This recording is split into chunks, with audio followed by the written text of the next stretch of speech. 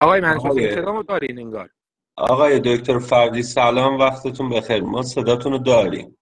خیلی عذرخواهی میکنم از بابت این سلامت اشتراکی باشین آقای دکتر. آقای دکتر شما با لپتاپ تشریف آوردین یا با گوشی موبایل؟ نه متاسفانه من دوست داشتم با لپتاپ باشم. الان همش تلاش داشتیم میکردیم که بتونم از لپتاپ استفاده کنم. درست به اصطلاح نتونست، به اصطلاح گویا درست بایستی این برنامه رو آپدیت درست. هرچی خواستیم که وارد بشیم نشد. بعدم آقای از دکتر طریق گوشی شما حالا الان نمیدونم پوستر رو این میبینی؟ فایل پی دی اف ما رو چطور میتونن دوستان به اصطلاح به اشتراک بذارن. اگه لطف کنید بفرستید برای آقای حسینی فایل پی دی افتون رو. بنده متاسفانه صدای حضرت عالی رو ندارم. الان صدای منو دارین؟ ببخشید صداتون اصلا نیست. بذارید من از این که خارج بشم. آقای آقای حسینی مهندس شما فایل پی دی اف آقای دکتر رو دارین؟ صدا اصلا واضح نیست. هیچ صدایی من ندارم. آقای حسینی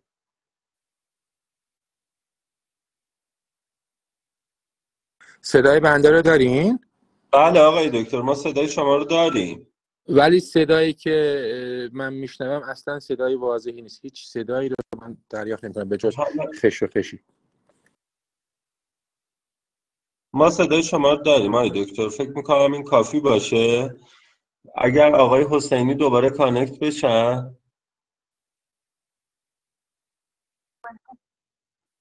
آقای جناب حسینی من فایل رو دارم، در حال بارگذاری هم صدای من نمیاد. چند درصدی طول میکشه، یه مقداری زمان‌بر هستش.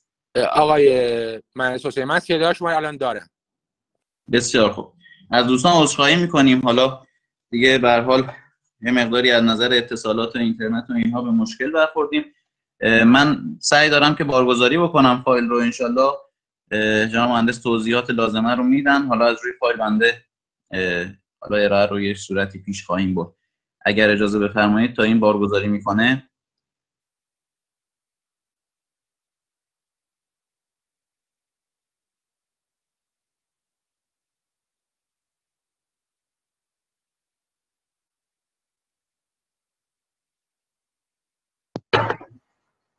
آیا حسینی اگه فایلتون تو واتساپ هست میتونید فوروارد کنید برای ما اینترنتمون خوبه اینجا سریع براتون بارگذاری.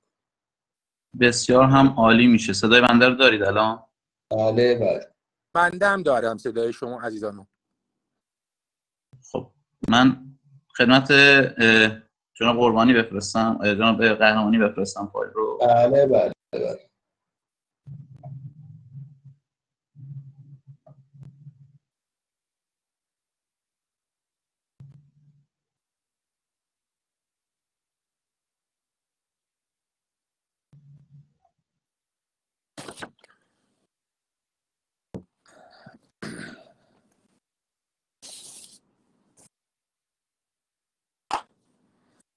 در حال ارسال هستش به جناب قهرمانی.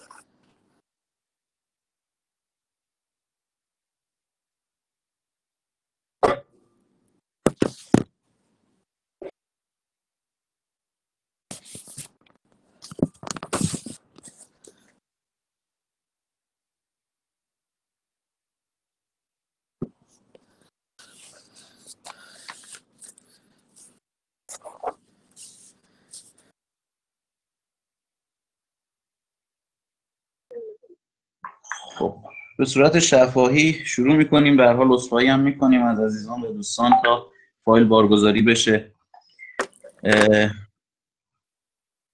عرض سلام و ادب داریم خدمت تمام عزیزان و دوستانی که منت گذاشتن و تشریف آوردن، اساتید عزیز و مهندسان و تمام علاقمندان به علم. امیدواریم که از بیماری کرونا و همه بیماری‌های دیگه در امان باشید و انشالله همیشه در سلامت باشید. جناب مهندس فردی دعوت کردیم تا تجربه خودشون رو در باب یکی از پروژه‌های اجرایی حفاظت و مرمت ابنیه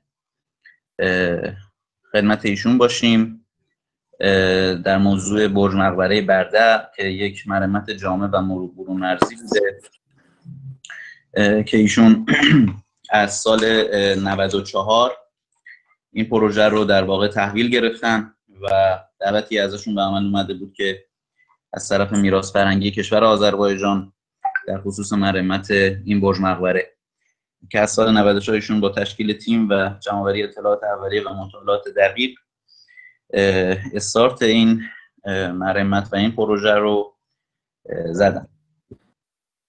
خود بنای برج مقبره یکی از زیباترین برج مقبره‌هایی هستش که مال در اواخر دوره ایلخانی میشه و از خصوصیات بارزش تزییناتیه که در واقع در این بنا به کار رفته و اون سیر تحولی که تا اون زمان داشته بنا که به اینجای کار رسیده.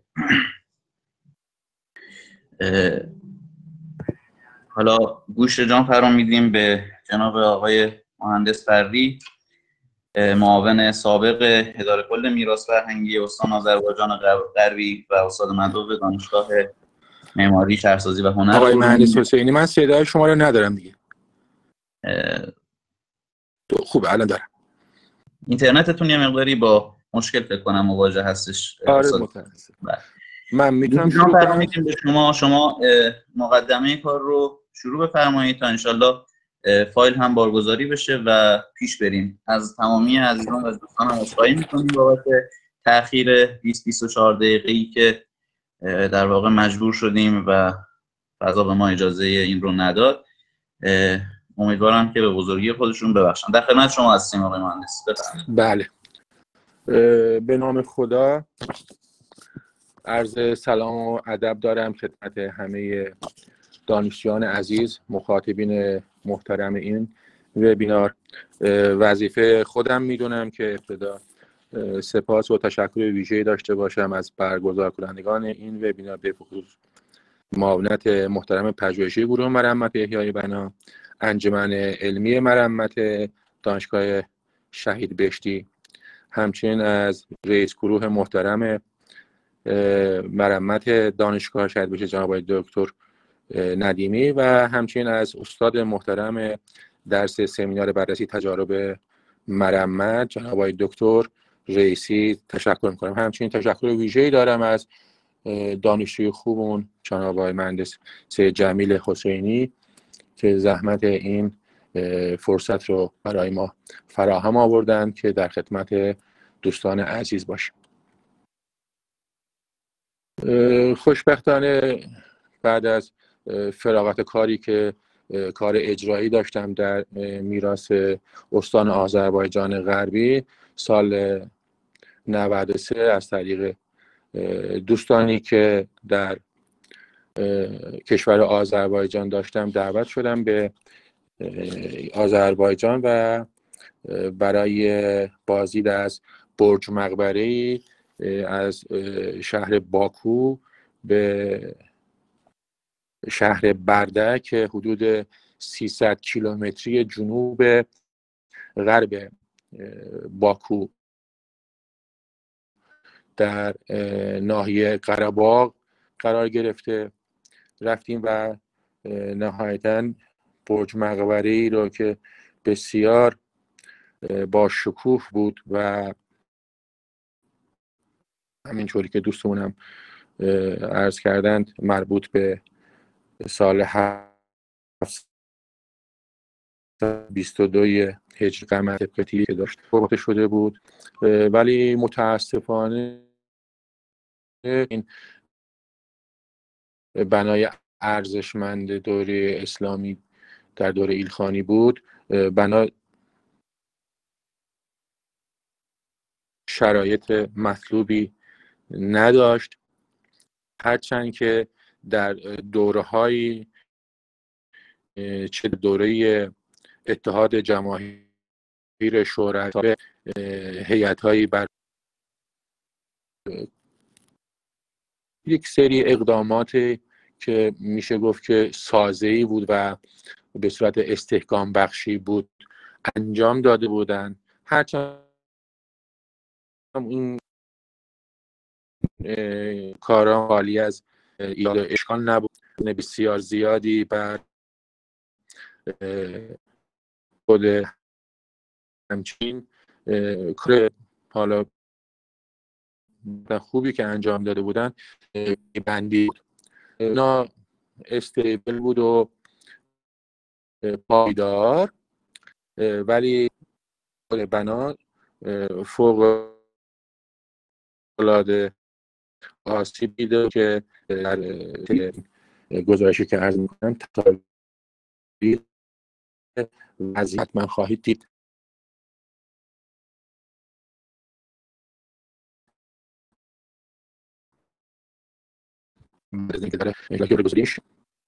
برج مقبره ها بنا از قرن سوم هجری به بعد در این معماری حالا روش بحث و حدیث زیاده که از کجا اومد که بخون میگن که اینو به اصطلاح مال اقوام ترکی بودن که وارد ایران شده بودن در این صلاحیت این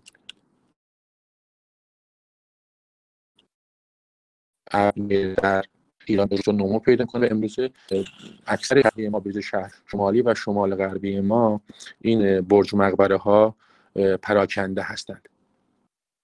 برج مقبره ها در فرم های مختلفی احداث شدند. ابتدای این فرم ها به صورت چند وجهی چند ضلعی بودند که نهایتا با تکاملی که در این معماری در ایران رخ میده اینا استوانه‌ای با یک گنبد یا همون مخروطی شکل ساخته میشن و در ابتدا تزیینات خاصی این اصطلاح مقبره ها نداشتن. در دوره سلجوقی مهندس شما گویا اسکرین رو ندارید، من فول اسکرین کردم و فایل رو ما داریم. حالا طبق توضیحات شما من یواش یواش اسلاید رو نشون میدم، گویا شما اسلاید ها رو نگاه ندارید که ببینید چه صورت. من الان تو کدوم صفحه از اسلاید شما؟ الان هنوز صفحه اول دیگه همون قسمت داشتم. من از موقع شروع میکنم به مراتب با توضیحات شما رو ترجمه شما خودتون بفرمایید. بله توی لپتاپم این رو فایل رو باز کردم، من یا میتونم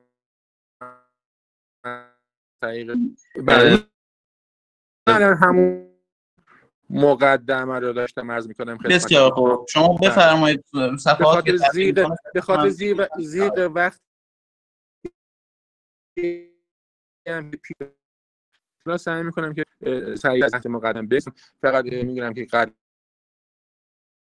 ترین برج مقبره همون بعد قابوس هستش و آخر دوره ایلخانی هم این مقبره ها در احداث و بعد از اون رو به افول میره و دیگه این برج مقبره ها اصولا در ایران احداث نمیشن. یکی از حالا خوشبختانه قدیمی ترین اینها مربوط به اواخر دوره سلجوقی هم در خود شهر ما شهر ارومیه قرار داره که حالا اینم بحث خیلی جالب داره که به اصطلاح یکی هست من تو مقاله‌ای که اخیراً در مجله بوتا ارائه دادم نشان داد به خاطر تزیینات بدنی که دارن که روش کلمه الله اومده امروز در و خود کشور آذربایجان هم به گنبدهای الله معروف شدن. قدیمی ترین گنبد الله همون تو شهر ارومیه هست، معروف به برج مقبره 3 گنبد هستش که با بندکشی به اصطلاح این کلمه جلاله الله روی بدن تکرار شده و این هم در به اصطلاح صوفیگری و تصوف در آذربایجان داره که این بدن کشش از الله برای ذکر الله. مقدمه می‌کنم در دوره سلجوقی بیشتر تزیینات آجوری بود، هم که توی سه گنبد ارومیه هم بوده، ولی در دوره ایلخانی با پیدایش کاج در ما تزیینات کاشی به ویژه کاشی رنگ فیروزه‌ای برای تزیین فضای بیرونی و داخلی استفاده میشه و این مقبره برده هم یکی از پرکارترین و زیباترین تزیینات مثل اسلامی رو داره. من میگذرم از که حتما همه دوستان عزیز خوبی اطلاع دارن که کشور آذربایجان در شمال غرب ایران و با ایران کشور دیگه مرز هستش و از دوری که جدا اصلا نخچوان و خاک اصلی آذربایجان هستش. داری چیزی حدود 11 استان یا که این شهر برده هم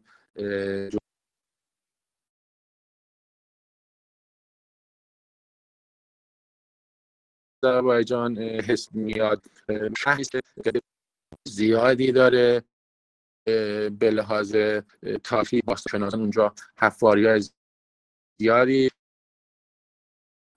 و شاید خیلی بسیار مهمتر از شهر باکو و دیگر شهرهای کشور آذربایجان تا قدر کهن‌تر از همین شهر که متأسفانه بنا به دلایل مختلف و شاید آب هوای خیلی سختی که این منطقه آران داره که تابستان‌های بسیار گرم و زمستان‌های بسیار خشکی داره، این منطقه به اصطلاح یک زمان اون روح و عظمت خودش که داشته که جزو به اصطلاح مهمترین شهر آذربایجان هم منظورم حوزه فرهنگی کل آذربایجان در ایران و در کشور آذربایجان است به شمار میرفت. بعد از اردبیل یکی از مهمترین شهرهای آذربایجان بوده.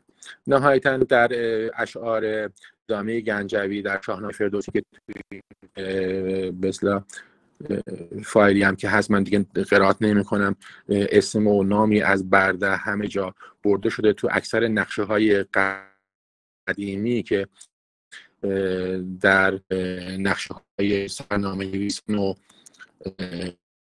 مورخین هستش از برده نام برده. نهایتا خود برج مقدم من میرم برای دیگه از توضیحات تاریخی خود شهر دیگه ای داشته رودی که بر رودخانه تر مثلا احتاج شده. هرچه اونجا هم من بازدید کردم به خاطر نمیدونم اطلاعات کمی که راجع به معماری اسلامی در این کشورها وجود داره، حتی این پل تر خیلی عرض رو آورده بر روی مسکن‌هایی که بوده جامعه خود شهر برده هست که مربوط به قرن 12 هجری هستش. آثار این به شما برج برده در داخل فضای پارک مانندی هستش که زمانی با برج و باروهای این برج محصور شده بوده، حساب باقی مانده. از لحاظ مثل اکثر اسوانه هایی که به عنوان برج مقبره ساخته شدن قطر حدود 10 متر هستند. به راحتی میشه محیط این که در 40 سال همون عدد پی رو تو شاید معماران برای طراحی بهتر تزیینات از این اندازه استفاده میکردن. همونجور که عرض کردم روی سردر جنوبی که اومده و در سردر ضلع شمالی اصلی کتیبه بود که شاید اون ریخته بود. الان ساخت این برج مقبره توسط معمار چیره دستی که در نخجوان هم مقبره مومنه خاتون رو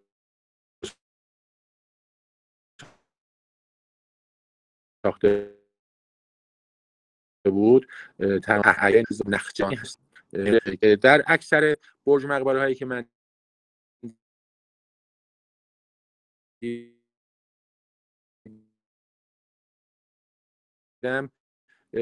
نام بنبه ما در قرار ساختانی ذکر شد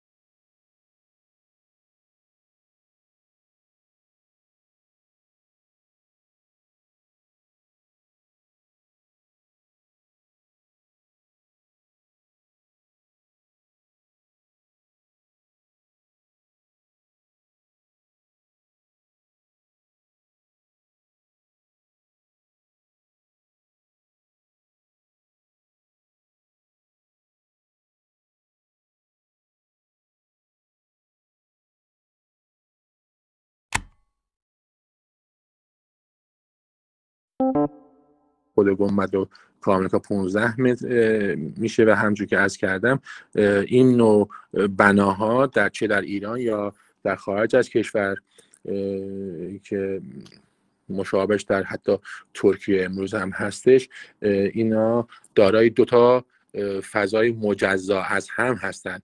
فضای زیرزمینی یا فضای همکف که به عنوان دخمه یا سردابه برای محل در و فضای بالایی که فضایی هستش که برای حالا میگن عبادتگاه، همون گنبدخانه که حتی شیونگاه هم در بعضی جاها به این فضا گفته شده هستش.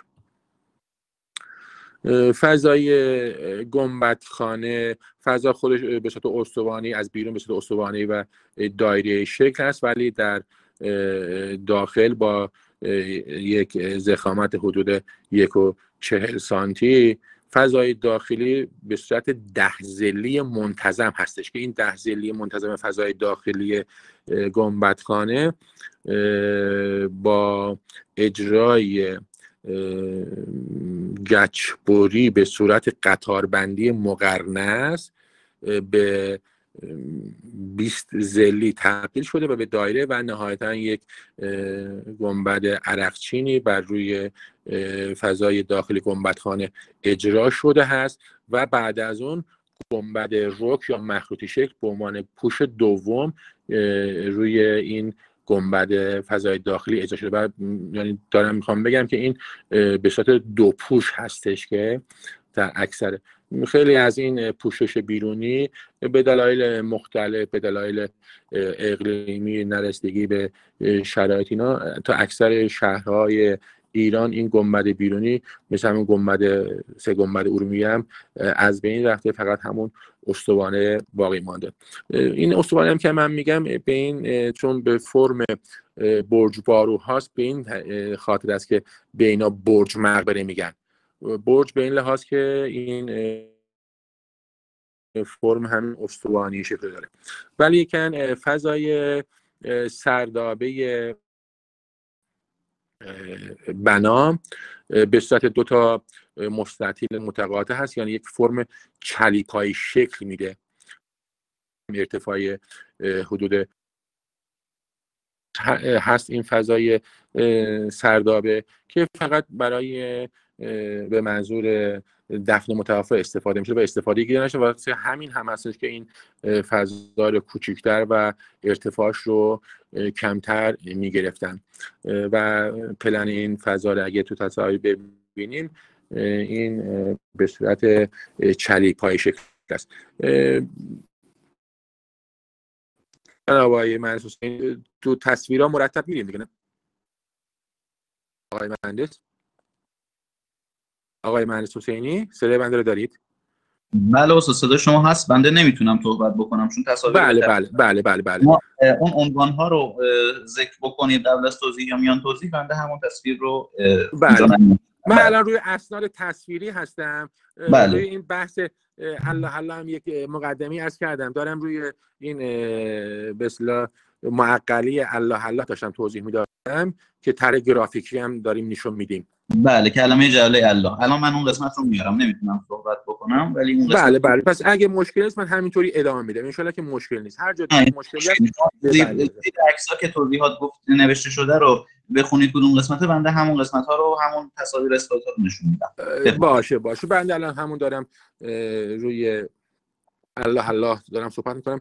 عرض شد که تزیینات بنا به صورت سازی هم به صورت عادی و افزوده شد.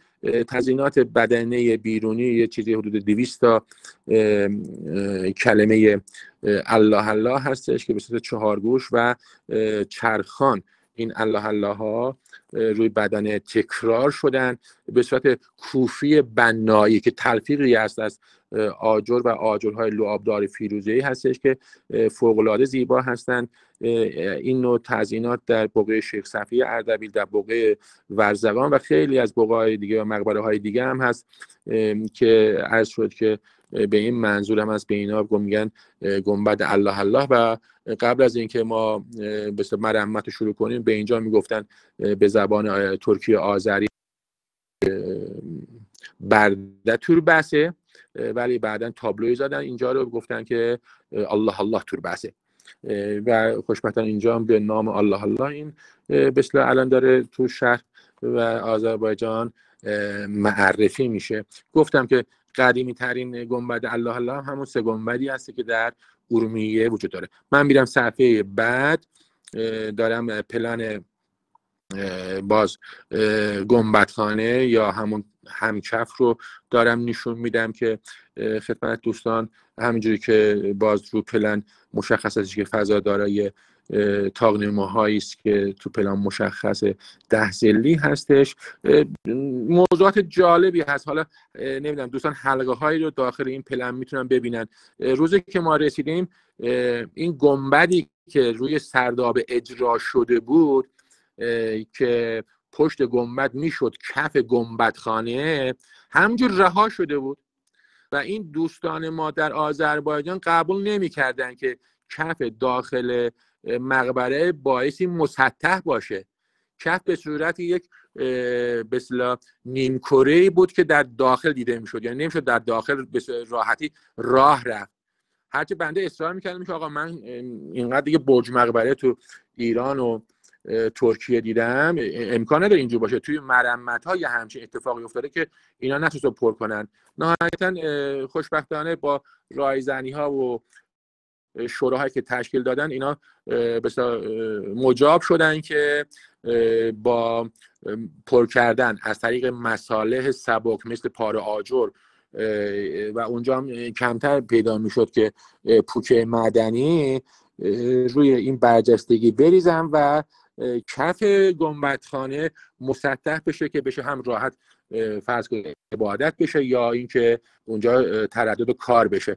و این حلقه‌ای که تو این تصویر هست مربوط به همون به اصطلاح پلن گنبد فضای سردابه بود. یه مشکلات اینچنینی خیلی ما زیاد داشتیم. همچنین این شطرنجی که مقابل ورودی زل شمالی بینید راه پله است که الحاقیه.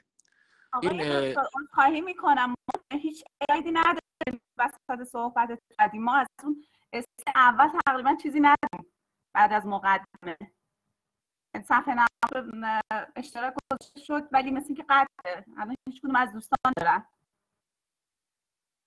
آقای حسینی اگه اینجوری که من دوباره برگردم از اول سریع‌تر بگم موضوع رو.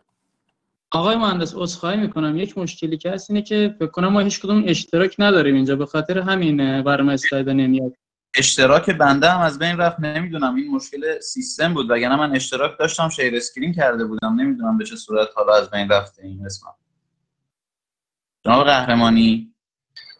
جناب حسینی دوباره اشتراک بذارید لطفاً صفحتونو.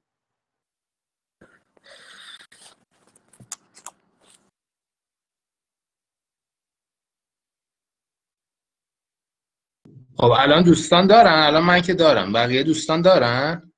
برای ما هم اومد. آره ابتداش بود یه مقدار، چند دقیقه قطع شد. فکر کنم بعد از نیم ساعت یا یک تایم خاصی اشتراک قطع میشه. هر از نیم ساعت یک بار به نظرم اینو درست کنید ممنون میشم. بسیار خوب، الان بفرمایید. من ادامه بدم یا برگردم یه مقدار عقب‌تر؟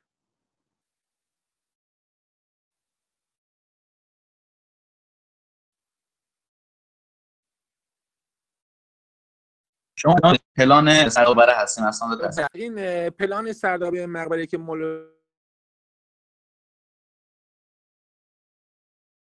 ظاهر میکنه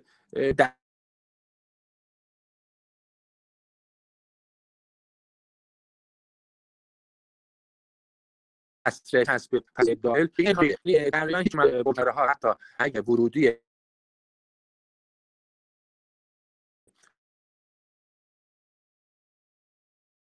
گنبدخانه یا با از ایمون بند بالاش کنه پله باز مثلا تو تصویر بعد ببینید هم چیزیه، یعنی یک ارتفاعی از کف همون 60 تا 150 سانتی متر ارتفاع و دسترسی به مسائل بنایی و متأسفانه اینجا با مسائل بنایی به این کار بوده که تصاویر بعد میتونید راحت ببینید که ما هر تلاش کردیم که برچیدیم که البته همینو برچیدیم ولی متاسفانه صف وزیر به اصطلاح میراث یا مدنیت و توریسم اداره است اونجا میگن اومد و گفت نه این دیگه شده جزء به اصطلاح سازه بنا، دوباره اینو محل اولش ساختن. نهایت من میرم اسلاید بعد. حسینی اسلاید پلان دو تا مستطیل متقاطع هستش که تشکیل یک فرم چلیپایی که توسط ورود پله از بیرون با شیب ملایمی به اون فضا ارتباط میده. من سریع میگذرم که به بحث تزیینات و مرمت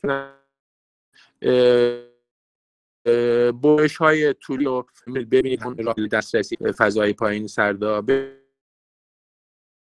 و همچنین داخلی رو، همچنین فاصله ای که ما بین پوش داخلی و این تصاویر هست خدمت شده. بحث خود نمای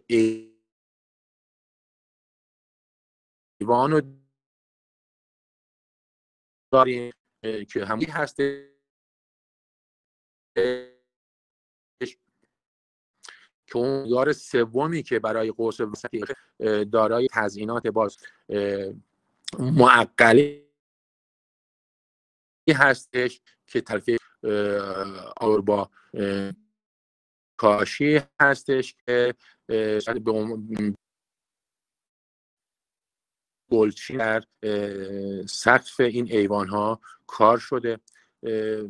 بعد برش و جزئیات سردر شمالی رو میتونید ببینید که روی اصلی خود بنا هستش. بعد جزئیات تزیینات گرافیک کرده های سرد در اون بالا که مشخصاً مبنا اومده و قاب بندی که در تصویر سنگ رونی قاب بندی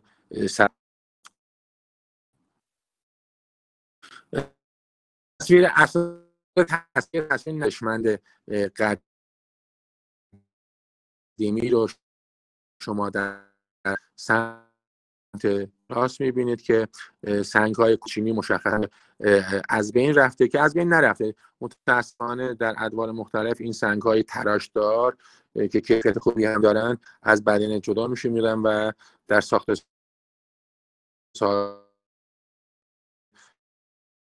استفاده میشه که این قضیه در برنامه‌ریزی پیش بوده که بعد در همون جماهیر شاه شوروی این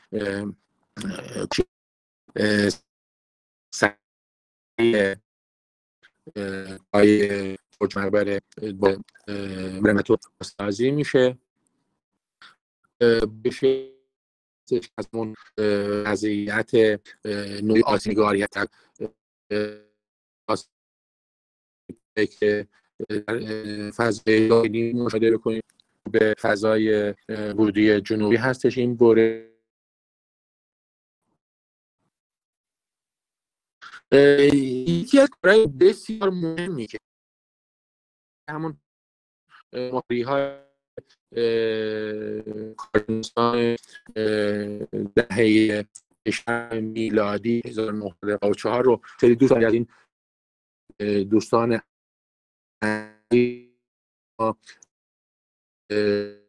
بتونن شاب بینن که بحث نگاهی به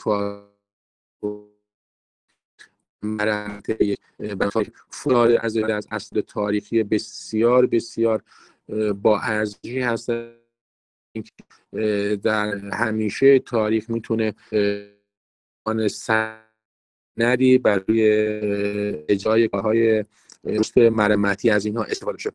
خوشبخت در مستندگاری دوستانی که در شورای سابق بودن بسیار دقیق بودن هم به سندی در اون حالا دیگه این بحث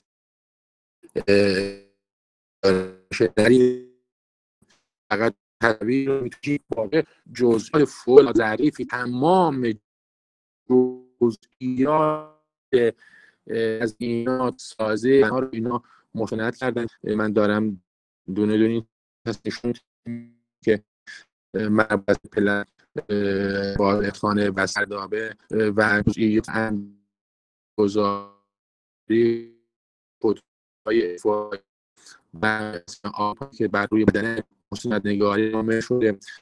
نمای شما میتونید از این هم نمای جبهه شمالی و هم نمای جبهه یا جنوبی رو تو این تصاویر میبینید که چقدر فوق‌العاده زیبا با دست اینا به اصطلاح تعیین شده هستن. حتی این تزیین الله رو ببینید چقدر با حوصله و پرسپکتیو رفته و فوق‌العاده داره این فضای استانی رو تعیین میکنه. جزئیات کاملا نشون داده همچنان بر بدنه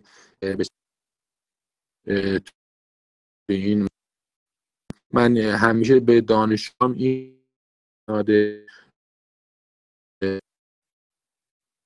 همیشه به عنوان یک نمونه کاملی نشون میدم تقسیم قوا در این اجرا شده اینا به جزئیات کامل هزینات مقداری در همون سال اینا کردن که اینا اگر گزارش طرح مرمت راستش رو بخواید طرح مرمتی رو برای اینا آماده کرده بودن ولی بنده که تقریبا چیزی حدود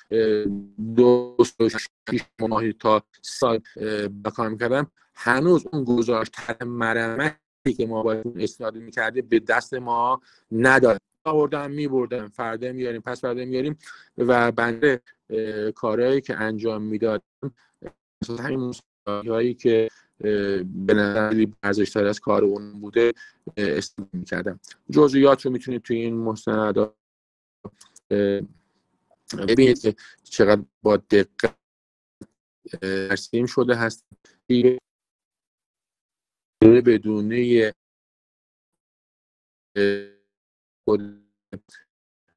فضای گمباخلی سر داره و کمی اجرا مشخصه. من سریع میرم توی این مستند که نمیدونم آقای حسینی میتونن اینو بدن که همون بحث کتیبه سوره نبأ هستش که یکی از زیباترین تزییناتی بود که بر روی بدن اجرا شده.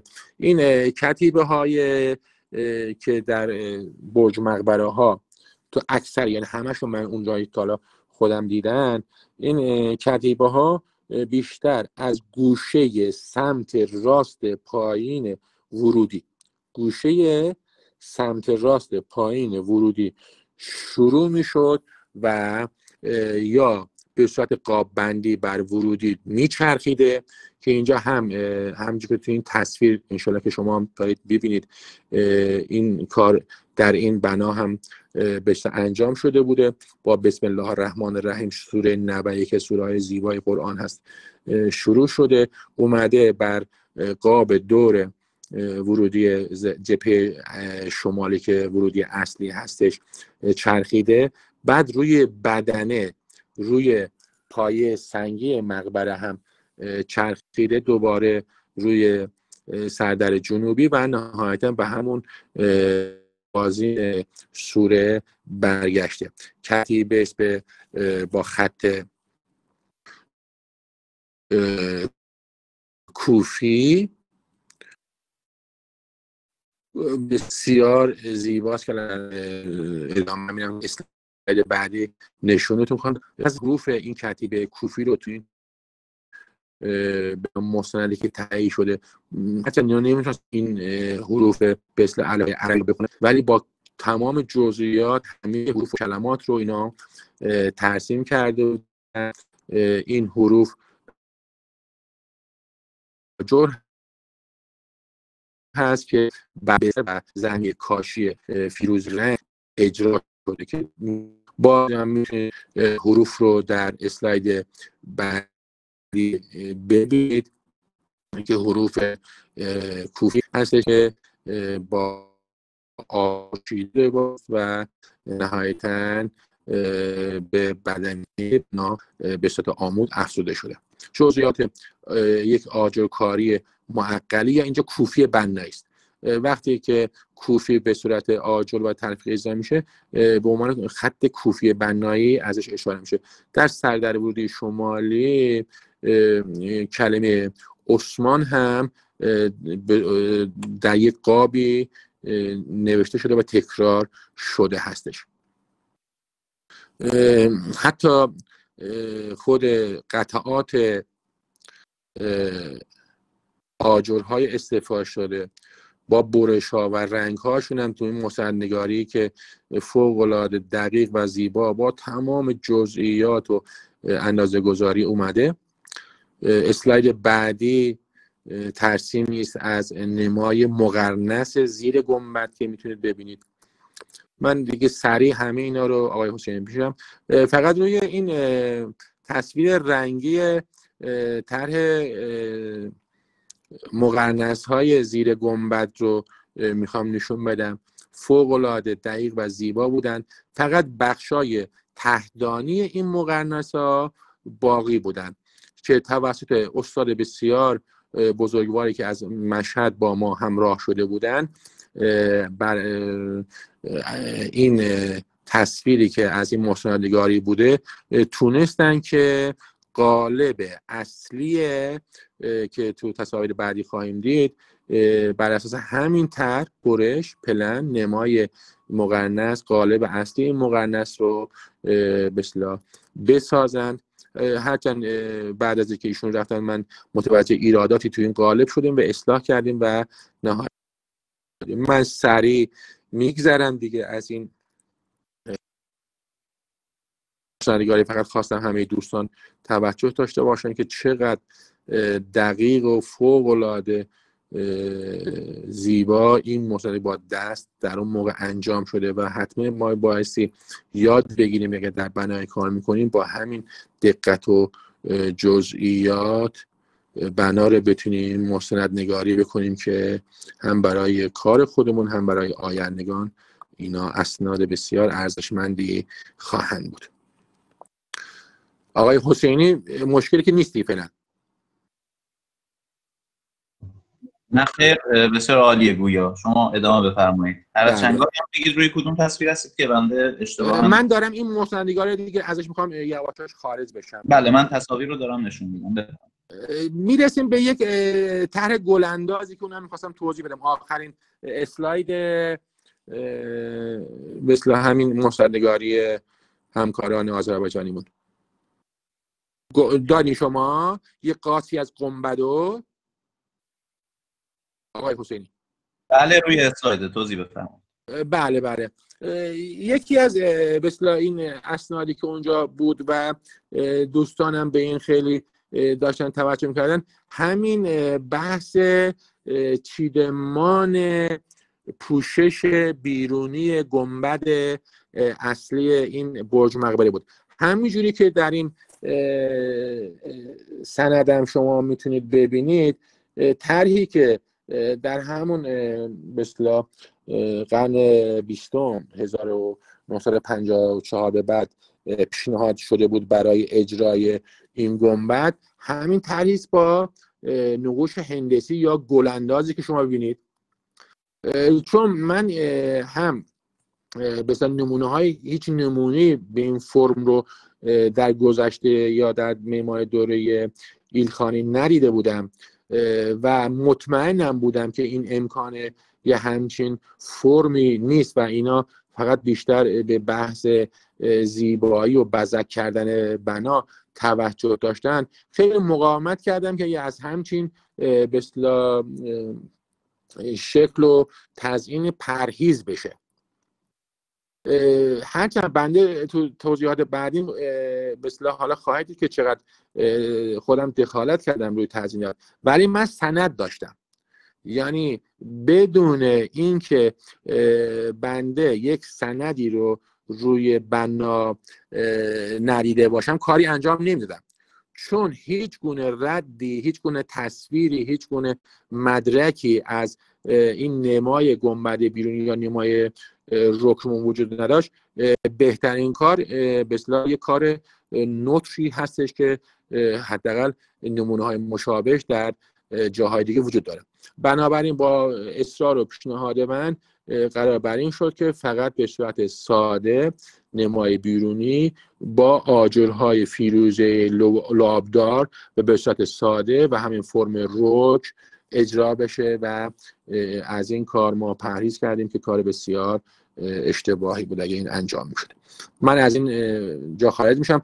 فقط چند تا طرح آبرنگ هم میخوام نشون بدم که باز اینها یک آسیب نگاری فوق العاده زیبایی هستن که از دو مدخل ورود و خروج مقبره آبرنگ سمت راست ورود خروجی یا سردر جبهه جنوبی هست و سمت چپ مربوط به ورودی اصلی بنا هست که فوق العاده زیبا اینا کار شدن. حتی به جزئیات آجرکاری با همین شیوه آبرنگ هم میتونید ببینید که چقدر دقیق کار شده. انواع تزیینات، حالا چون فکر کنم که زمان خواهیم داشت، انواع تزییناتی که روی بدنه بود با خیلی سریع اینا رو خدمتتون انجام.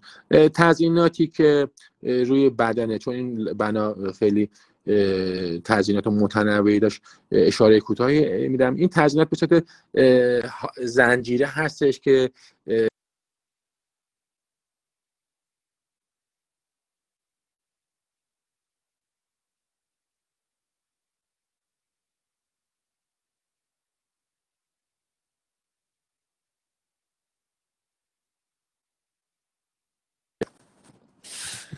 آقای حسینی، آقای حسینی قطع شد فکر میکنم. بله داشتم اینو عرض میکردم که این بسیار تزیین زنجیره‌ای باز نوعی معرق هستش که تلفیقی است از به اصطلاح نقوش هندسی زنجیره‌ای آجر که در زمینه شیهای فیروزی رنگ کار شده و به صورت قاب.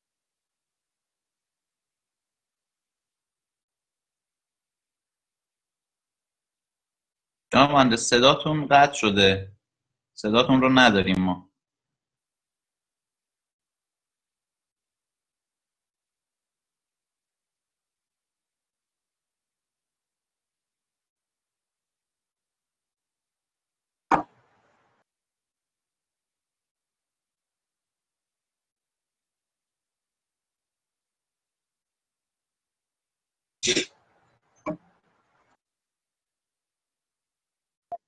یا صدای جناب مهندس رفت، من تماس بگیرم. خارج از سامانه آقای حسینی بعد دوباره وارد شد.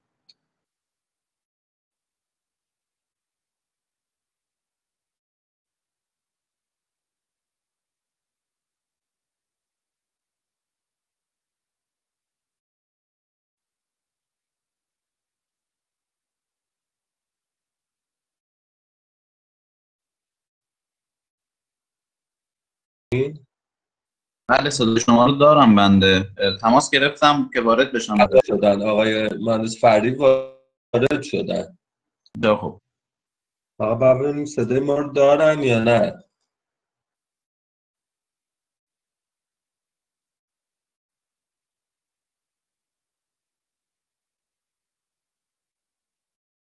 روی این گفتم که اگر ما روی به اصطلاح این عمودها و بنا کاری انجام داده بر اساس اسنادی بود که روی بنا حتی حالا برمیگردم به اینکه شاید ما دخالت‌های زیادی کردیم که این هم برمیگرده به سیاست‌هایی که الان اگه فرصت شد خدمتتون عرض خواهم. نهایتاً بخشی از کتیبه آیت الکرسی است سمت چپ، بخشای باقی مونده از کتیبه و سمت راست کتیبه‌ای که با خط سورس به اصطلاح کار شده. این تونستیم ما این خط رو بر اساس مدارک موجود داشته باشیم، طراحی کردیم و نهایتاً به شیوه کاشی معرق که همین کار خود اصل تزیینات هم بود کاملا این کتیبه رو کامل کنیم و در محل اصلیش نصب کنیم. و این نکته هم عرض کنم خدمتتون که این تزیینات باقی مانده اورژینال خود مقبره هم با مواد استحکام بخش و تزریق این مواد در پشت لایه‌های این به اصطلاح تزیینات تثبیت می‌شدن و کارهایی که ما انجام میدادیم بر این بدنه اصلی که نصب میشد با رعایت اختلاف سطح، یعنی ما کارهایی که به صورت اورژینال بود برجسته و کار خودمون رو یه چیزی حدود 5 تا 6 میلیمتر پایین تر از اون قرار میدادیم و به هیچ عنوان از مصالح سیمانی هم در حفاظت و مرمت این بنا استفاده نکردیم. همه این بنا با استفاده از گچ و گچ مخصوصی که در آذربایجان تولید میشد استفاده میشد و در نظر گرفته بودیم که نهایتا این مرمت ما حالت برگشت پذیر هم داشته باشه. من از این مقرنس خواهید میشم آقای حسینی. الله هستش که به عنوان تزیین بعدی هستش که از اینم من خارج میشم، میرسم به کتیبه سوره نبأ که عرض کردم به صورت قاب هم در دور ورودی های بنا اجرا شده و هم در به صورت کمربندی در بالای کرسی چینی سنگ دور بنا چرخیده بود. همینجوری که در تصویر سمت چپ ملاحظه میکنید یک نوع معرق آجوری هستش که با خط کوفی بسیار زیبایی این کار شده بود که رنگ فیروزه‌ای در زمینه این کتیبه قرار گرفت. کتیبه فوق‌العاده زیبا به صورت نیم برجسته هستش، یعنی خود خط با زمینه در یک سطح نیستن. با مهارت خاصی که استادکارایی که ما داشتیم برده بودیم، تمام این کتیبه آجرهای بسیار مقاومی تراش داده شد و نهایتاً به صورت برجسته بخش‌های از بین رفته. و البته اون بخش‌هایی که 100% از بین رفته بودن این نوع کار روشون انجام شد، بخش‌هایی که دارای ریختگی بودن و بخشی از اون از بین رفته بوده، سعی شد که بهشون دست نزنیم، فقط با مواد تثبیت کننده و استحکام بخش اونا رو در سر جای خودشون تثبیت میکردیم. ولی در بخشایی که کاملا این کتیبه ها چون در دسترس بودن، یعنی در یک این ارتفاع حدود 1 متری خود بنا قرار داشتن و بیشتر در دسترس بازدید کننده ها مردم بودن، تقریبا 100% زیادی داشتیم که حالا با صلاح دید دوستایی که در آذربایجان بودن این قسمت هایی که تقریبا 100% شده بودن رو اینا رو ما دیگه کامل کردیم. من میرم تصویر بعدی، فضای داخلی و تنها تزیینات گچبری یا گچی، بیشتر بگیم گچبری که نیستن، گچی هستن که بر دور ساقه گنبد فضای داخلی به صورت قطار بندی در 3 ردیف اجرا شدن. طاق‌نماها که به صورت نقل هستند، طاق‌نماهای 10 گانه زیر این مقرنس‌ها قرار گرفتن و این همونجوری که قبلا هم عرض کردم فضای 10 ضلعی داخلی همونجوری که تو این تصویرم هست با اجرای این مقرنس به 20 ضلعی و نهایتا با مقرنس‌های بعدی به دایره تبدیل شده تا تونستن این گنبد کمخیز عرقچین رو بر روی این فضای گنبدخانه اجرا بکنن. دیگه بیش از این ما تزیینات گچی نداریم مگه در موردی که فقط یک معرق گچی داشتیم، یعنی کاشی‌های تراشیده شده در بستر گچ بودن که الان نشونتون میدم. بله همین تصویر بعدی تزیینات کاشیکاری معرق در زمینه یا بستر گچی هستن. یه نمونه کم نظیری هستن توی تزیینات معرق کاری، چون حتما همه دوستان اطلاع دارن که معرق تزییناتی هست که از کنار هم قرار دادن قطعات تراشیده شده کاشی های با رنگ های مختلف یک شکل کاملی ساخته میشه. در این تزییناتی که اینجا تصویرش رو هم طرحش رو هم اصلش رو دارید میبینید، این کاشی های رنگ فیروزه‌ای و رنگ مشکی بر بستر گچ هستن، نه کاشی های سفید رنگ. و همینجوری میبینید در داخل خود گل‌های این تزیینات حالا میشه گفت اسلیمی مانند، اسلیمی بخشی از کاشی رو میتراشیدن با نوک تیشه که بهش میگن تخم درآوری. انشالله که متوجه ازم میشید. وسط گل‌ها رو با نوک تیشه مثل لعاب‌پرش میکردن و تخمه در می آوردن که رنگ اون به رنگ خود جسم آجر یا همون نارنجی رنگ بیشتر متمایل هستش که در این کارم در این از این استفاده شده و ما هم همین کار رو در مرمت انجام دادیم. من فقط یک گوشه از این کار کتیبه معقلی سردر شمالی رو خدمتتون نشون میدم. در سمت راست تصویر این کتیبه عثمان هستش که دور سردر شمالی بوده. ما در یک قابی هم نام حضرت علی رو داریم که در مدخل جبهه شمالی قرار داشت و این دوتا نام در این بنا تکرار شده هستند. همونجور که عرض شد اینا به صورت عمود هستند. در کارگاه بخش‌های از بین رفته این بنا ابتدا قالب گیری شد که تو تصاویر بعدی هم شاید بتونیم ببینیم. قالب گیری شد از روی اصل کتیبه، قالب گچی تهیه شد. از این قالب گچی یک قالب به اصطلاح عکس معکوسی گرفته شد و نهایتاً با برش قطعات آجر و کاشی این کتیبه در کارگاه آماده و در محل اصلی خودشون بر روی بنا الصاق و نصب می شدن.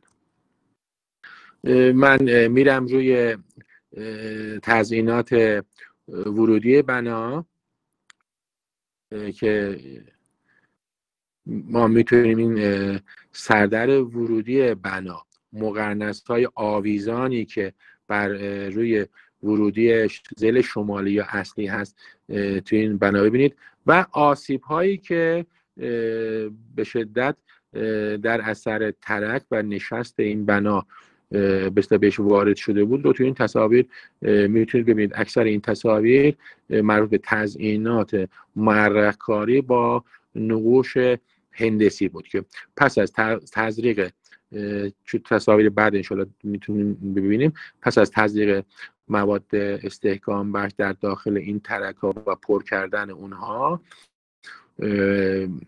با الیاف و آجر نسبت به قالبگیری و نهایتاً تکمیل این تزیینات اقدام شد و در محل اصلش نصب شد که تو اثار بگم. این باز بخشی از تزیینات سردابه هست که سریع میگذرم من از این تزیینات. این تزیینات هم همونجور که میبینید طریق فرم گلانداز هستش که بخشای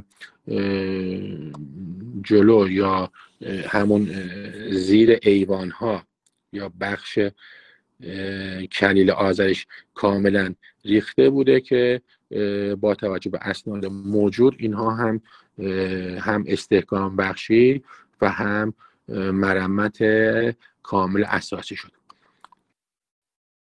تنها بخشی از تزیینات فضای داخلی خود سردابه همونجور که تو تصویر سمت چپ ملاحظه میکنید بخش خیلی اندکی از پاباریک که بخشی از هندسه رسمی بندی زیر گنبدش باقی مونده بود که حالا بنده خودم زیاد مثلا مایل به تکمیل کامل این مثلا تزیین نبودم، ولی با اصرار باز دوستان بخشی از فضای بالای این پاباریک را هم بر اساس همین شواهد موجودی که در پایین بود ما بازسازی کردیم.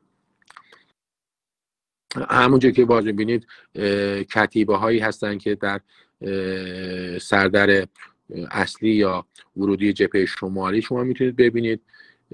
قاب هستش، قاب اول، قاب نام عثمان هست به شکل قاب چرخیده و کتیبه فوقانی که نام معمار بنا که تحت عنوان عمل احمد ابن ایوب الحافظ البنا نخجوانی هستش. همینجوری که در تصویر سمت چپمون میبینیم بخش اعظمی شاید 60 تا 70% این کتیبه ریخته شده بوده.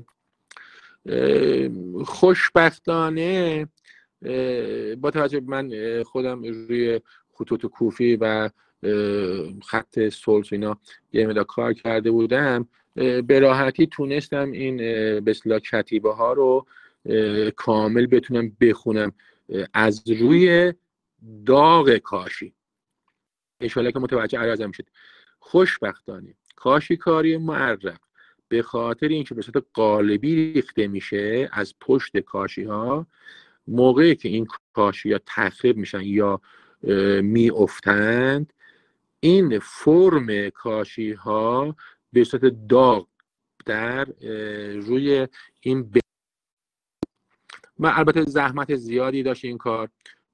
من با تکنیک های مختلفی تونستم به اصطلاح بخش های از بین رفته رو از روی همین داغ ها با رنگی که از گچ درست کرده بودم روی این داغ ها رو پر می کردم.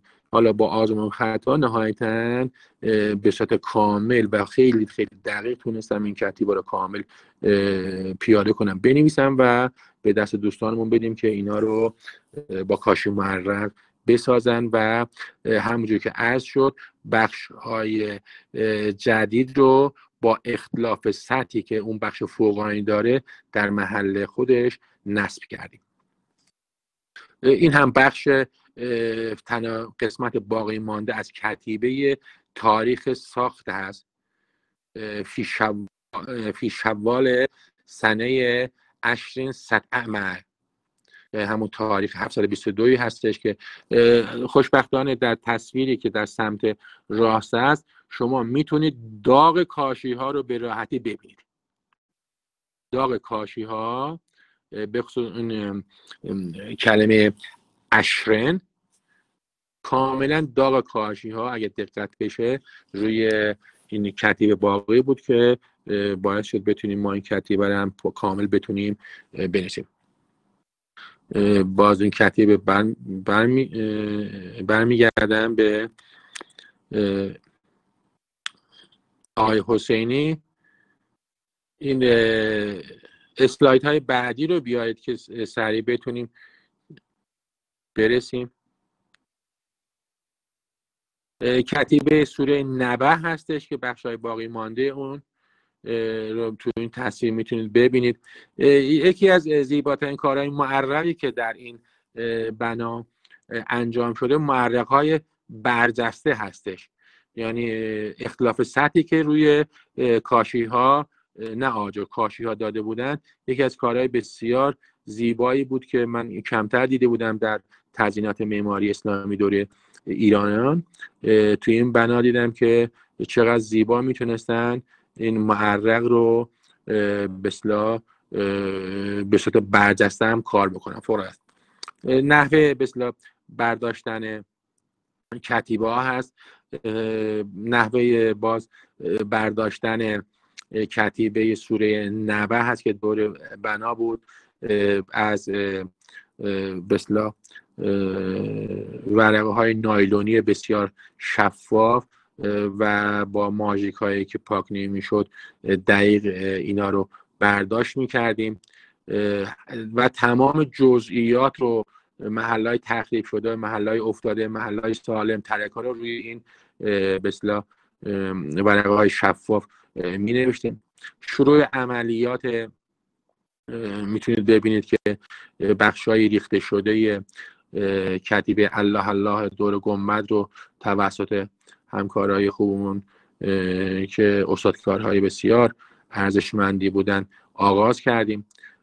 قطعاتی که کاملا فرو ریخته بودن به صورت کامل با کاشی‌های نو پر می شدن، ولی کاشی‌هایی که تقریبا بخشای از اون باقی مونده بودن سعی می‌کردیم که این جسم کاشی رو بسازیم و همون مقدار باقی مانده رو هم می‌خواستیم اینا را حفظش بکنیم.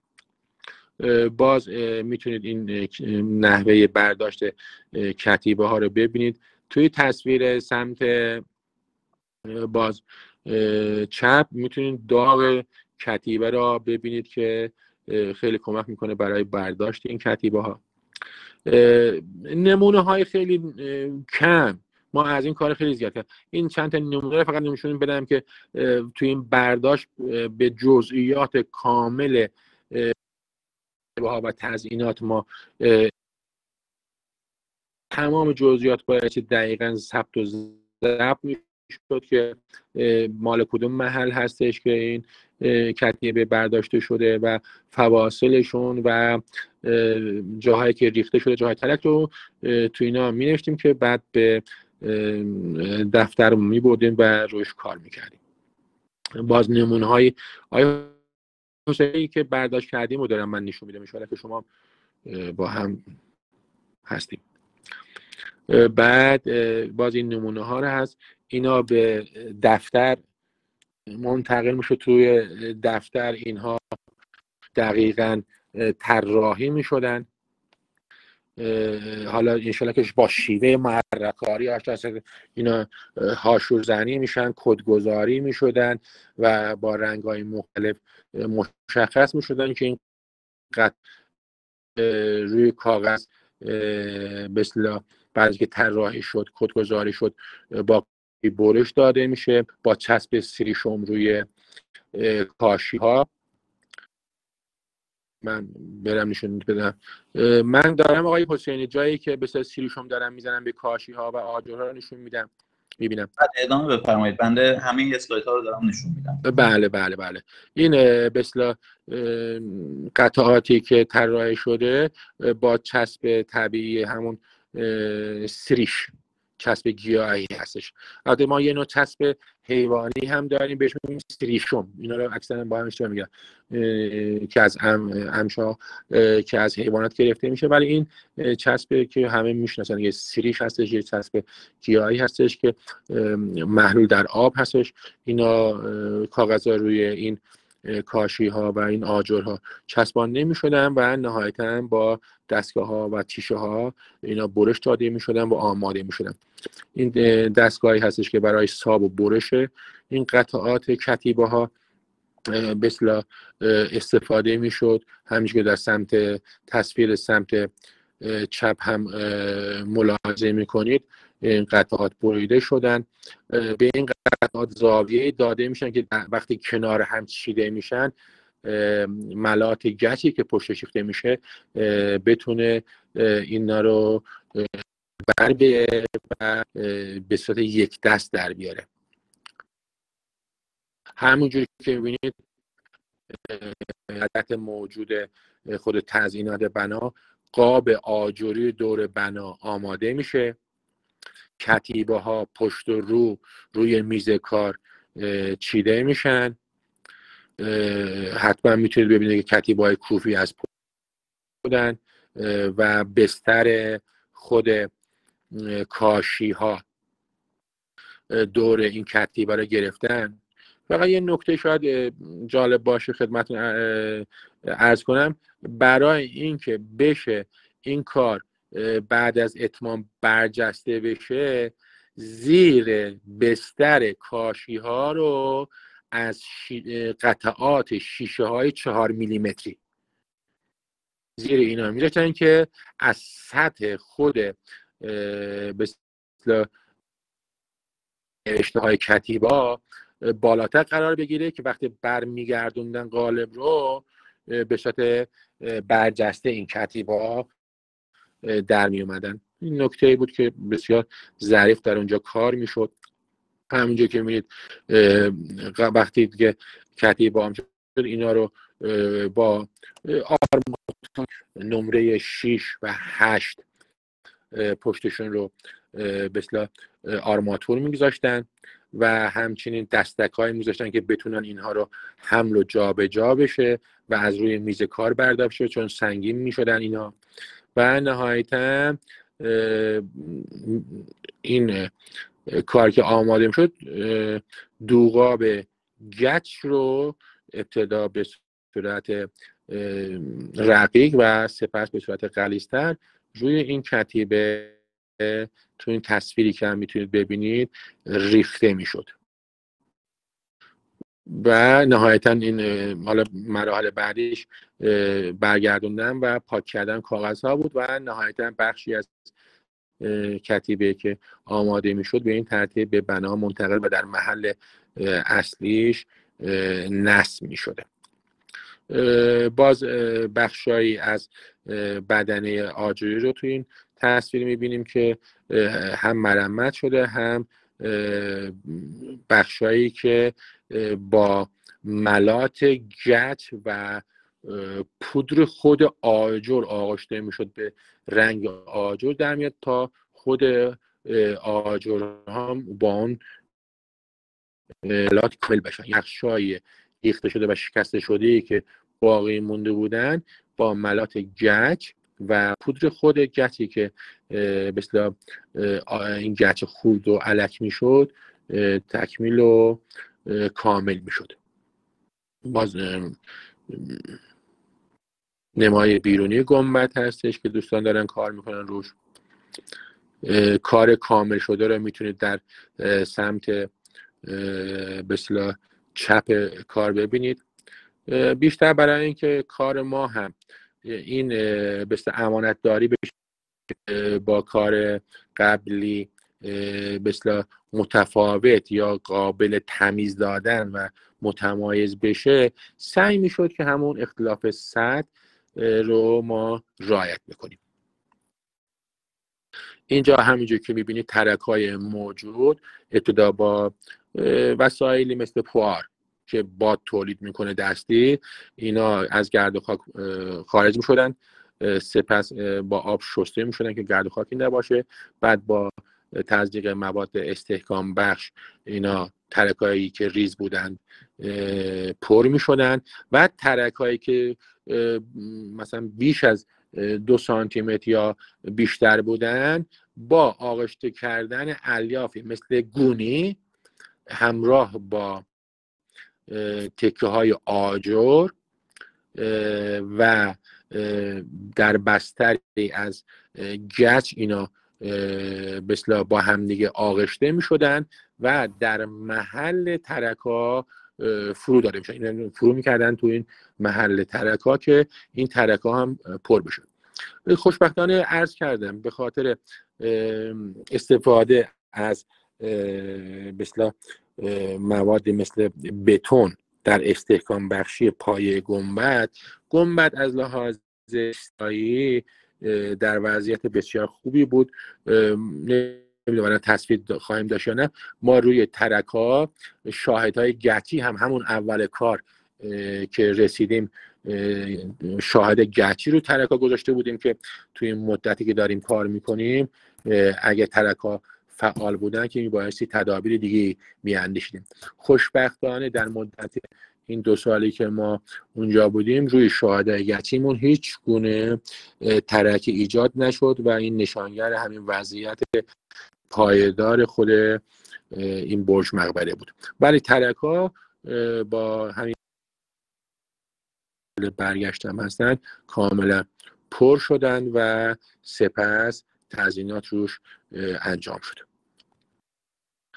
بله داریم این نحوه پر کردن ترک‌ها با الیاف گونی که این گونی ها روی آجرها به اصطلاح کشیده شده بود با دوغاب گچ و مقداری مواد استحکام بخش آغشته می شدن و این الیاف خیلی کمک میکنه به گیردار کردن فضاهایی که اصلا دیگه فاصله دارن و این آجرها هم پرکننده هایی هستن که در این فضاها رو به اصطلاح میشد پر کرد. نحوه گرفتن قالب از این مقرنس هستش که توسط استادکار داره انجام میشه. این قالب گچی بر اساس همین بقایای مقرنس موجود برداشته شد که به این قالب به کارگاه میره و بر روی قالب مثل این کاشیکاری محرق انجام و نهایتا به محل اصلیش آورده شد.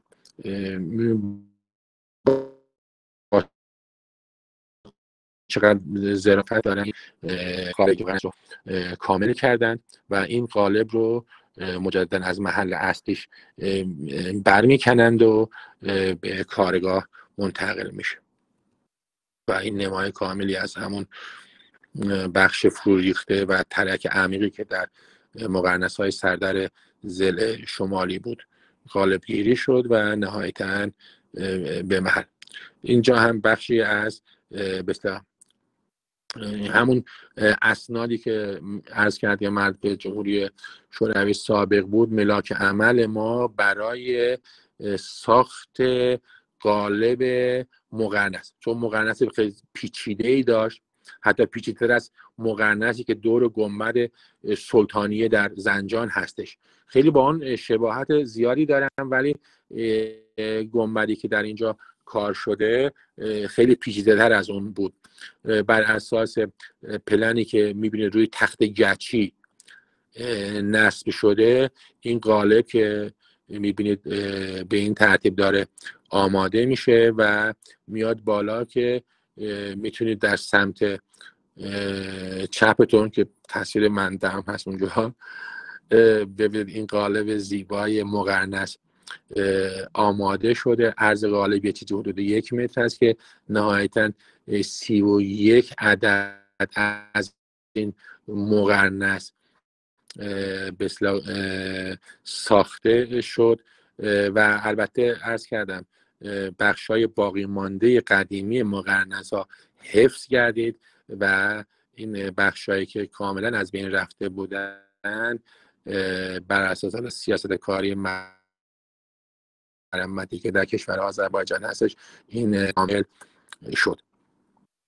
بله، آرماتور کاری پشت کار هستش که چون وزن زیادی رو این باعث تحمل کنه، تاب بر نداره که روش کاشی چیده میشه و نهایتا کاری که من خودم تو این تصاویرم میتونید ببینید اصلاح همین قالب و در سمت راست هم میبینید که بنده روی اون قالب گچی بر اساس همین اسناد موجود قطعات کاشی رو روی قالب طراحی میکردم که اگه احیانا با مانده به لحاظ ابعاد و به لحاظ فرم و هندسه اگه ایرادی پیدا کرد کاملا شد ساعت‌ها وقت می‌داشتم برای همین کار و خوشبختانه این هم باعث شد که ایرادای کار قالب رو ببینم و همچنین دقت بشه برای انجام دقیق به اصطلاح این کاشیکاری‌های معرری که روی این قالب مقرنس انجام می‌شد. بله، این بخشی از همون اصلاح مجدد قالب و همچنین می‌بینید این طرح‌های هندسی که بنده روی قالب‌ها انجام داده بودن برای سهولت کار ما. این بخش‌های باقی مانده، البته این عکس تاریخی بود از کتیبه، از اون نقطه بالا که بخش‌های باقی مانده از مقرنس، زیرتر از این مقرنس ها همون یک قاب معرق زنجیری هستش. بعد از اون کتیبه آیت الکرسی دوباره یک قاب کمربندی زنجیری هستش که میبینید و نهایتاً در پایین میتونید شما این کوفی بنداری ببینید. این بخش‌های باقی من از آیت الکرسی بودن که البته عرض میکنم زمانی که به دست ما رسید بخش زیادی هم از همین بقایای این کتیبه از بین رفته بود و خوشبختانه تا حد ممکنی که امکان داشت حتی کوچکترین ریزترین تزیینات رو ما اونجا حفظ کردیم. با داشتن دوباره قالب‌های جدید سر جاش گذاشتن تونستیم اینا رو خلاصه نگه بداریم. بخش فوقانی بعد از بازسازی و مرمت مقرنس‌ها و کتیبه آیت الکرسی رو توی این تصویر میتونید ببینید. بخش آخر قضیه البته تزیینات زیادی، کارهای زیادی انجام شد، این خلاصه‌ای بود که خدمتتون عرض کردم. بخش آخری که ما انجام دادیم برداشتن بندکشی‌های سیمانی بود که توی این تصویر میتونید ببینید. متاسفانه تمام آجرکاری که در فضای سردابه بود بندکشی سیمانی شده بود. همه اینها رو با زحمات بسیار زیاد دوستانمون برداشتیم. به خاطر مثل روشن کردن هیزم و نمیدونم چیزای دیگه این فضا تاریک و سیاه بود، نمای آجر همش آجر ساوی شد و مجدد بندکشی شد با گچ و همچنین تزئینات بالای همین ایوان ها که به صورت گلانداز بود در بخش کلیل قوس هم اینها کاملا دیگه مرمت و بازسازی که تصاویرشو توی این می‌بینید. بخش باقی مانده از همون پابلیک و ترسیم و این رسمی زیر گنبد هم که از بین رفته بود رسمی بندیشو انجام دادیم تا شکل کامل این پاباری که رسمی بندی به دست اومد و بر اساس اون بخشای باقی مانده تزیینات معرق این پاباری که هم انجام شد. این همینجوری که میبینید این قالبی که آماده شده بود رو زمین هستش که از اینکه خوشین در سر جاش کامل نصب میشد.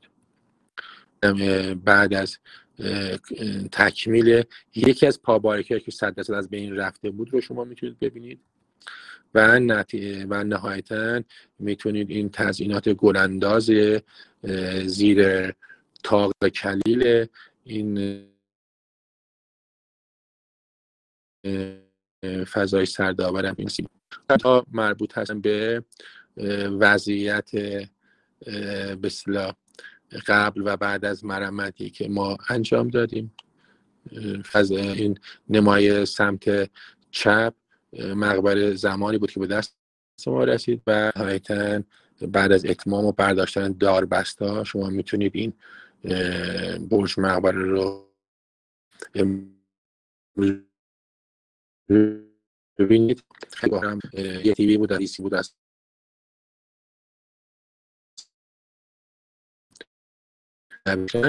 شایدش ریخته بود کار نکردیم، فقط به صورت یک لکه سفید در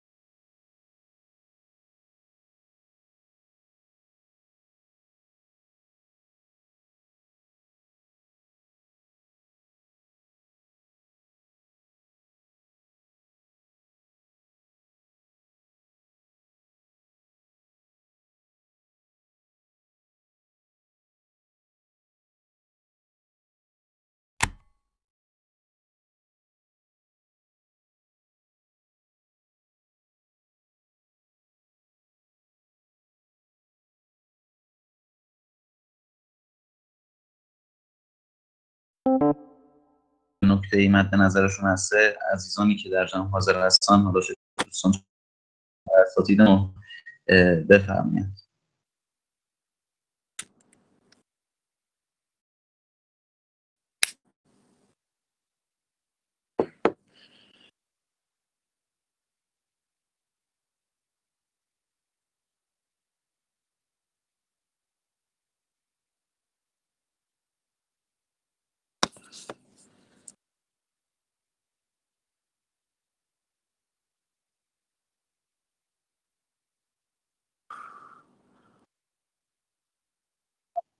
عزیزان حاضر در وبینار در ابتدای کار قسمت میکروفون رو گویا فعال نکردید. شنونده هستن عزیزان، نمیتونن صحبت بکنن. بنده پیشنهاد میکنم اگر صحبت یا سوالی به عنوان شفاهی مطرح میخواد بشه مجددا وارد شوید وارد فضا و اون قسمت میکروفونتون رو در ابتدای کار فعال بفرمایید. آیه عرض خسته خدمت مهندس عزیز و بزرگ کردن در واقع وقت اختیار دادن تجربه ارزشمند رو به اشتراک گذاشتن. آقای مهندس این در واقع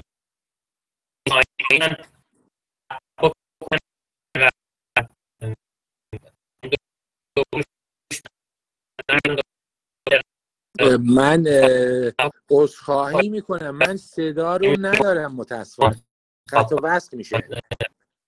جناب آقای رئیسی صدای شما قطع و وصل میشه، گویا اینترنتتون اختلال داره. لطفاً سوالتون رو تایپ بفرمایید. شما اگه شنیدید بفرمایید صحبت جناب دکتر. جناب فردی ما هم صداشون رو با اختلال شنیدیم، لطفاً تایپ کنن سوالشون رو. بقیه دوستان اگه میکروفونشون رو روشن کنن از پایین صفحه ترک صدا رو بزنین، دوباره با میکروفون وارد بشین. الان صدا هست؟ آقای رئیس صداتون قطع و وصل میشه، مفهوم نیست. بله. مثل اینکه فردی صدا رو دارن. من الان این صدا رو دارم. بله عرض بگم به دوستان همجا بدونن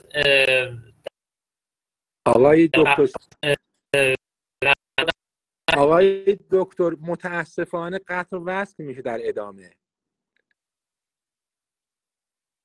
جناب رئیسی مشکلی نیست، تایپ میکنم. من تایپ خیلی عذرخواهی میکنم. بله قطع و وصل میشه. بله تایپ هم نیست. جناب آقای قنبری عزیز شما زحمت بکشید قرائت بفرمایید برای بنده. سلام عرض ادب آقای جناب مهندس فری یا شاسم، خیلی پروژه زیبایی بود، لذت بردیم. راستیتش من خودم سابقا یک پروژه برج سلجوقی مرمت کردم و چقدر هستم به این حالی که شما داشتید اونجا. متاسفانه توی ایران اون شرایطی که تو آذربایجان برای شما وجود داشت برای ما اصلا وجود نداشت، مثل مستندنگارهای واقعا فوق‌العاده‌ای که داشتید و اردو کارتون بوده. میخواستم چند تا سوال داشتم، میخواستم ازتون بپرسم. یکی این که پروسه زمانی این پروژه چقدر بوده و نحوه برخورد اون حالا اداره میراث و یا حالا اون میراث فرهنگی آذربایجان با شما و ارزم بزرگ شما مسئولیتایی که تو پروژه داشتید چگونه بوده؟ یه توضیح مختصری در این مورد بدید ممنون میشم. خواهش میکنم. خوشبختانه همکاری بسیار خوبی داشتن دوستان و همکارانی که در میراث کشور عزیزمون آذربایجان بودن. یعنی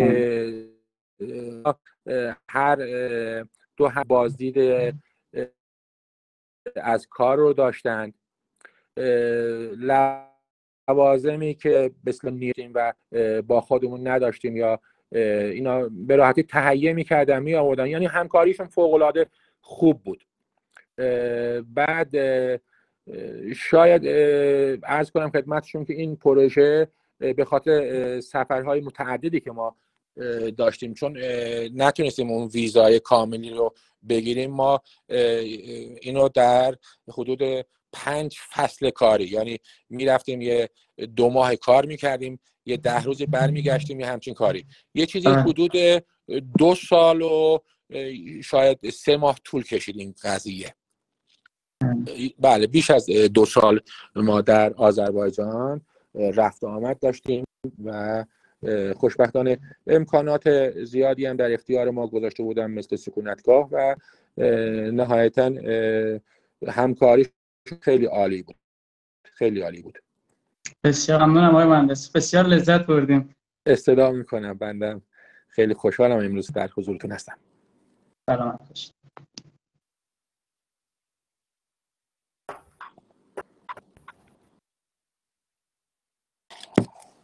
خسته نباشید آقای مهندس، مرسی از توضیحات عالیتون و کار عالی که انجام دادید. خواستم بپرسم چه تدابیری برای محافظت از تزیینات و کتیبه ها در برابر عوامل جوی اندیشیدین شما؟ ممنونم از لطف شما. خدمت شما عرض بشه ما کار خاصی رو روی بدنه کاشی ندادیم. کاشی خوشبختانه کاشی‌هایی بودن که مال آستانه قدس رضوی بودن، از مشهد ما اینا رو برای پروژه سفارش میدادیم و می آوردیم. کاشی‌های آستانه قدس فوق‌العاده کاشی‌های مقاومی هستند در برابر مثل اقلیم که در این منطقه وجود داشت، ولی بر روی بدنه اصلی کارمون موادی بودن که به توسعه خود کشور آذربایجان، حالا اسم خیلی جالبی هم میگفتم روغن اردک در بین خودشون، منم نمی‌دونم، ولی اینا خودشون یک پوششی از این رو مسئولیت قبول نکردم، ولی روی بدنه این کتیبه کوفی الله الله این مواد استحکام بخش اینا کشیدند.